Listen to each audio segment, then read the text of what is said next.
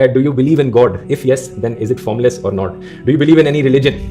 इसका जवाब भी बड़ा सीधा है, नहीं। मेरी राय में जितना भी कुछ मैंने सीखा है दुनिया के बारे में, हमारी प्लैनेट की हिस्ट्री के बारे में, एवोल्यूशन के बारे में, ये सारी चीज़ों को समझकर मैंने जो अंडरस्टैंडिंग डेवलप करी है, मेरी राय में कोई भगवान, कोई अल्लाह, कोई गॉड एग्जिस्ट नहीं करता। लेकिन एट द सेम टाइम मैं मानता हूँ कि ये सवाल काफ़ी डिबेटेबल है, इस पर बहुत लंबी चर्चा करी जा सकती है, और जो लोग दूसरा ओपिनियन है जिन लोगों का, उनके ओपिनियन की मैं रिस्पेक्ट करता हूँ। अगर आप में से किसी को लगता है कि गॉड एग्जिस्ट करते हैं तो मैं उस बात का रिस्पेक्ट करता हूँ, क्योंकि ये कोई ऐसा सवाल नहीं है जो बड़ी आसानी से आंसर किया जा सके। साथ ही साथ मैं ये भी कहना चाहूंगा कि मैं दुनिया के सभी धर्मों का आदर भी करता हूँ और उनकी इंपॉर्टेंस भी समझता हूँ। आप पूछोगे ये कैसे हो सकता है? अगर मैं भगवान में नहीं मानता तो रिलीजन की रिस्पेक्ट क्यों करता हूँ? मैं इसलिए करता हूँ क्योंकि दुनिया भर में बिलियंस ऑफ लोग रिलीजन को एक गाइडिंग लाइट की तरह देखते हैं। तमाम तारीफें उस क्रिएटर के लिए जिसने इस यूनिवर्स को एक मकसद के तहत पैदा किया है।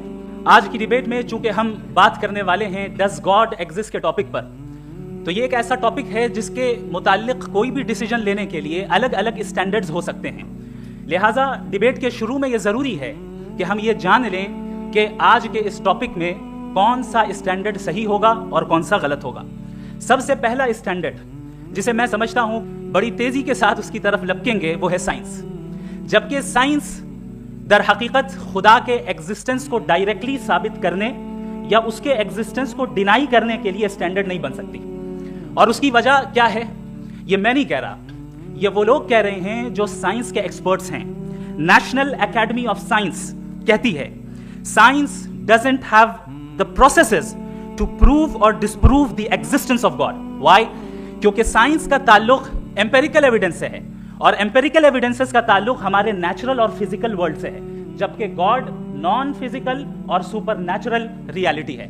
लिहाजा नॉन फिजिकल रियलिटी को आप उस टूल के साथ नहीं चेक कर सकते जिसका काम फिजिकल रियलिटी को तलाश करना है। लिहाजा आज इस डिबेट में गॉड की एग्जिस्टेंस को साबित करने या उसे डिनाई करने में साइंटिफिक एविडेंस को एक्सेप्ट नहीं किया जाएगा। दूसरा स्टैंडर्ड हो सकता है रेविलेशन, कि रेविलेशन के जरिए हम ये साबित करें कि गॉड एग्जिस्ट करता है या नहीं। लेकिन ये स्टैंडर्ड भी आज इररेलेवेंट है। क्यों? क्योंकि रेविलेशन मेरे नजदीक सोर्स ऑफ नॉलेज है, वैलिड सोर्स ऑफ नॉलेज है। लिहाजा आज की डिबेट में मैं एक भी एविडेंस किसी भी मजहबी स्क्रिप्चर से नहीं दूंगा। तीसरा जो मेयार हो सकता है वो है ऑब्जर्वेशन, कि भाई कोई कहे कि हमें खुदा दिखाओ, अगर है तो दिखाओ, या ये कि खुदा के एग्जिस्टेंस पर एम्पेरिकल एविडेंस दो, तो ये है दर हकीकत गलत टूल का इस्तेमाल करना। ये ऐसा ही है कि जावेद साहब मुझसे ये मुतालबा करें कि मुफ्ती साहब आप मेटल डिटेक्टर के जरिए प्लास्टिक डिटेक्ट करके दिखाएं। अब चूंकि प्लास्टिक डिटेक्ट नहीं हो पा रही है लिहाजा plastic does not exist. No, you are using the wrong tool. इस टूल से प्लास्टिक को डिटेक्ट नहीं किया जाता। लिहाजा मैं समझता हूं कि गॉड के एग्जिस्टेंस पर एम्पेरिकल एविडेंस का मुतालबा करना एक बचकाना मुतालबा है। अब बचता है एक ही स्टैंडर्ड, और वो स्टैंडर्ड है अक्ल, लॉजिक, रीजनिंग। और यही वो स्टैंडर्ड है जिसके तहत गॉड की एग्जिस्टेंस को साबित किया जाएगा या गॉड की एग्जिस्टेंस को डिनाई किया जाएगा। लेकिन चूंकि ये बहुत इंपॉर्टेंट और सेंसिटिव टॉपिक है, इसलिए लॉजिकल आर्ग्यूमेंट भी ऐसा होना चाहिए जो डेफिनेटिव हो, इनडेफिनेटिव ना हो, जो 2 और 2 4 की तरह बिल्कुल वाजे हो, जिसे लॉजिकली रिजेक्ट करना पॉसिबल नहीं हो। फॉर एग्जाम्पल हम कहें हमारे रिस्पेक्टेड मिस्टर सौरभ साहब, ये एक इंसान है और तमाम इंसान कॉन्शियस बीइंग है। लिहाजा नतीजा क्या निकला? हमारे सौरभ साहब भी कॉन्शियस बीइंग है।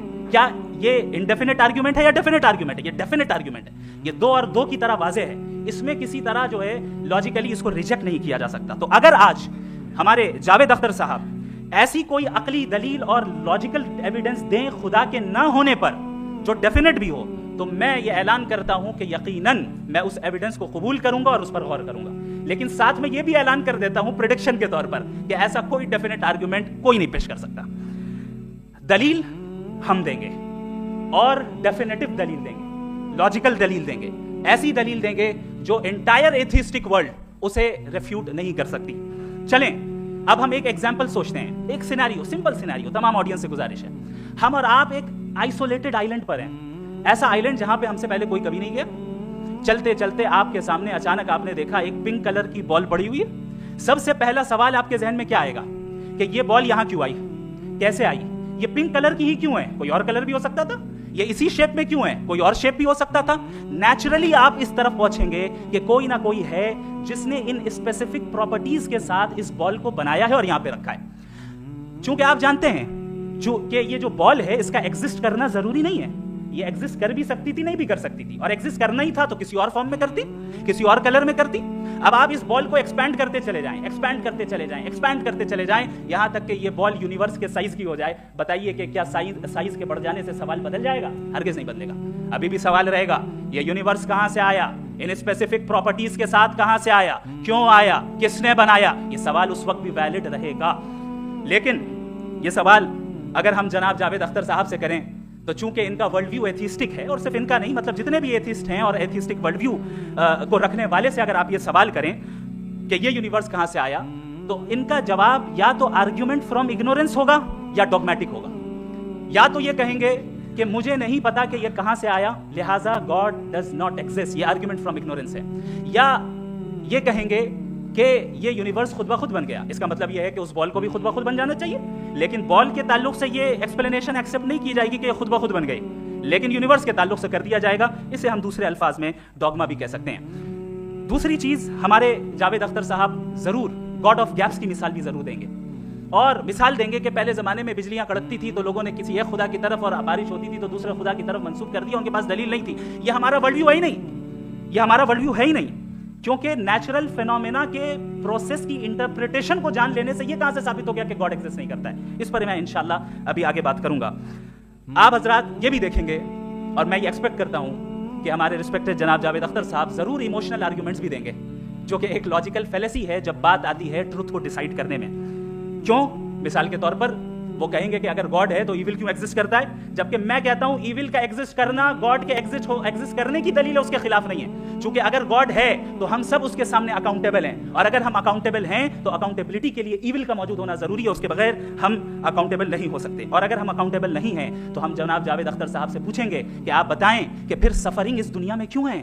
اگر خدا نہیں ہے تو سفرنگ کیوں ہے؟ اور ان لوگوں کے جذبے کا کیا جن کے اندر سفرنگ کے بعد انتقام لینے کا جذبہ پایا جاتا ہے اور وہ اس دنیا سے ایسے ہی چلے گئے, کیا ان کی ساری تکلیفیں بیکار چلی جائیں گی؟ اب آ جائیں اسی ایگزامپل کی طرف کہ بال, مجھ سے اگر کوئی پوچھے اس بال کو کس نے بنایا, اور یا اس ایکسپینڈڈ بال کو کس نے بنایا, میں کہوں گا کہ چونکہ یہ یونیورس اور اس یونیورس کی تمام چیزیں کانٹینجنٹ ہے. کانٹینجنٹ ہونے کا مطلب یہ ہوتا ہے کہ جو اپنے ایگزسٹنس پہ کسی کے اوپر ڈیپینڈ کرتی ہو, تو ظاہر ہے یہ یونیورس کانٹینجنٹ ہے. اور اگر کوئی چیز کانٹینجنٹ نہیں ہے تو میں ریکویسٹ کروں گا کہ مجھے دکھا دیں کہ کون سی چیز یونیورس میں کانٹینجنٹ نہیں ہے, ہم بھی ذرا غور کر لیں اور ہم بھی دیکھ لیں. اور جب کانٹینجنٹ چیزیں موجود ہیں تو فلاسفرز کی اصطلاح کے مطابق ہم اس ٹرمینالوجی کے مطابق ہم اس جگہ تک پہنچتے ہیں اور اس ہستی تک پہنچتے ہیں جسے نیسیسری بینگ کہا جاتا ہے, کہ یہ وہ نیسیسری بینگ ہے جس کا موجود نہ ہونا ناممکن ہو. چونکہ اگر یہ موجود نہ ہو تو ساری چیزیں ایگزسٹنس میں آئیں گی ہی نہیں, اور یہ ساری کانٹینجنٹ چیزیں اسی کے اوپر ڈیپینڈ کرتی ہیں. اب اگر آپ یہ سوال کرتے ہیں کہ پھر اس ہستی کو کس نے بنایا, پھر اس کا کاز کیا ہے, پھر اس کا کاز کیا ہے, پھر اس کا کاز کیا ہے, اور اینڈلیسلی چلے جائیں,